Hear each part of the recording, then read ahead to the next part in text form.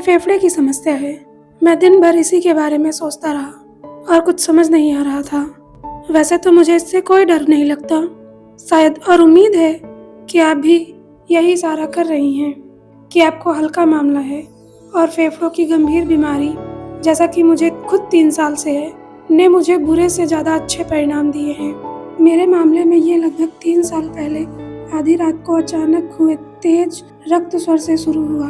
हमेशा की तरह मैं किसी नई चीज़ को लेकर उत्साहित था और थोड़ा डरा हुआ भी था। मैं उठा, बिस्तर पर रहने के बजाय, जो कि बाद में पता चला कि इलाज के अनुसार ठीक नहीं था। खिड़की के पास गया, बाहर झुका, वॉश स्टैंड के पास गया, कमरे में इधर उधर घूमा, बिस्तर पर बैठ गया। खून बहना बंद नहीं हो रहा था, लेकिन मैं बिल्कुल भी दुखी नहीं था, क्योंकि धीरे धीरे मुझे एहसास हुआ कि 3-4 सालों में, जब मैं लगभग सो नहीं पाया था, पहली बार मेरे पास सोने का एक स्पष्ट कारण था। बेसरते रक्तस्राव रुक गया, वह सचमुच रुक गया और तब से दोबारा नहीं हुआ और मैं बाकी आराम से सोया। अगली सुबह नौकरानी आई। उस समय मेरा सॉनबर्स पैलेस में एक अपार्टमेंट था। एक अच्छी, पूरी तरह समर्पित, लेकिन बेहद स्पष्टवादी लड़की। उसने खून देखा और कहा, हे डॉक्टर, आप ज़्यादा दिन नहीं टिकेंगे। लेकिन मैं हमेशा से बेहतर महसूस कर रहा था। मैं ऑफिस गया और उस दोपहर बाद तक डॉक्टर के पास नहीं गया। बाकी कहानी महत्वहीन है।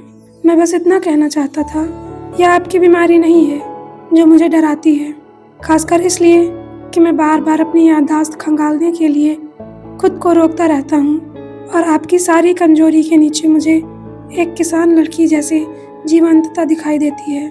मैं निष्कर्ष निकालता हूँ, नहीं, आप बीमार नहीं हैं। यह एक चेतावनी है, लेकिन फेफड़ों की कोई बीमारी नहीं है। खैर, मुझे डर इस बात से लग रहा है, बल्कि इस बात से लग रहा है कि इस गड़बड़ी से पहले क्या हुआ होगा।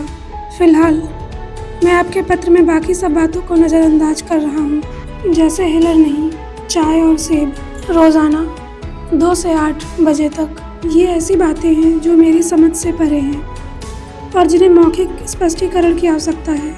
इसलिए मैं इन सब बातों को नज़रअंदाज करूँगा, हालांकि केवल इस पत्र में, क्योंकि मैं इन्हें भूल नहीं सकता और बस उस स्पष्टीकरण को याद करूँगा जो मैंने उस समय अपने मामले पर लागू किया था और जो कई मामलों पर लागू होता है।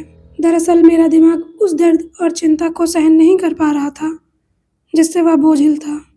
उसने कहा, मैं हार मान रहा हूँ, लेकिन अगर कोई और इस पूरे शरीर को सुरक्षित रखना चाहता है और उसे बोझ बांटना चाहिए और चीज़ें थोड़ी देर में चल जाएंगी। इस पर मेरे फेफड़े ने स्वेच्छा से अपना काम किया। वैसे भी शायद उसके पास खोने के लिए कुछ नहीं था। दिमाग और फेफड़ों के बीच ये बातचीत, जो मेरी जानकारी के बिना चल रही थी, शायद काफ़ी डरावनी रही होगी। और अब आप क्या करने वाले हैं? आपकी देखभाल हो रही है, वह शायद महत्वहीन है। जो भी आपकी परवाह करता है, उसे यह समझना होगा कि आपको थोड़ी देखभाल की ज़रूरत है। बाकी कुछ मायने नहीं रखता। तो क्या यहाँ भी मुक्ति है? मैंने पहले ही कहा था, नहीं, मैं मजाक करने के मूड में नहीं हूँ। मैं ज़रा भी मजाक नहीं कर रहा हूँ और तब तक मजाक नहीं करूँगा जब तक आप यह लिख नहीं देती कि आप एक नए और स्वस्थ जीवन की योजना कैसे बना रही हैं। आपके पिछले पत्र के बाद मैं यह पूछने वाला ही था कि आप कुछ समय के लिए वियना क्यों नहीं छोड़ देती। अब मैं समझ गया हूँ, लेकिन आखिरकार वियना के पास भी कई खूबसूरत जगहें हैं जो कई तरह के इलाज और देखभाल के विकल्प प्रदान करती हैं। आज मैं और कुछ नहीं लिखने वाला। मेरे पास कहने के लिए इससे ज़्यादा ज़रूरी कुछ नहीं है। मैं बाकी सब कल के लिए बचा रहा हूँ, जिसमें केमन के उस अंक के लिए मेरा धन्यवाद भी शामिल है, जिसने मुझे भावुक और शर्मिंदा, खुश और दुखी कर दिया है। नहीं, एक और बात है, अगर आप अनुवाद और अपनी नींद का 1 मिनट भी बर्दाश्त करते हैं तो यह ऐसा होगा जैसे आप मुझे श्राप दे रही हैं, क्योंकि अगर कभी मुकदमा चला तो आगे कोई जांच नहीं होगी। वे बस तथ्य को स्थापित करेंगे। उसने उसकी नींद छीन ली, इसके साथ ही मुझे दोषी ठहराया जाएगा और यह न्यायसंगत होगा। इसलिए जब मैं आपसे रुकने का अनुरोध करता हूँ तो मैं अपने लिए लड़ रहा हूँ।